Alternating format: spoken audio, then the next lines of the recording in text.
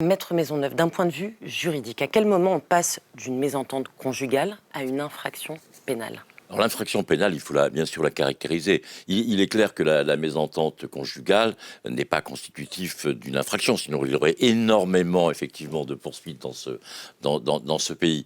Et la difficulté de la justice, c'est qu'elle fonctionne sur un système de preuves, en tous les cas, au moins d'indices, de charges de preuves.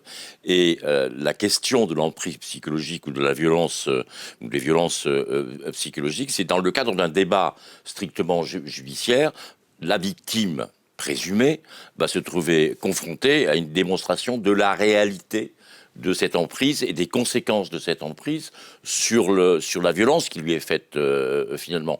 Et donc là, la réponse de la justice, et souvent j'entends dire d'ailleurs qu'il n'y a pas de prise en compte d'eux. Alors il peut y avoir des prises en compte, mais elles ne sont pas suffisantes parce que le lieu judiciaire pose un véritable problème en ce qui concerne celle qui dénonce cette emprise ou cette violence psychologique. Ces violences psychologiques, c'est le fait de harceler son conjoint ou ex-conjoint par des propos ou comportements répétés ayant pour objet ou pour effet une dégradation de ses conditions de vie, entraînant une altération de sa santé physique ou mentale.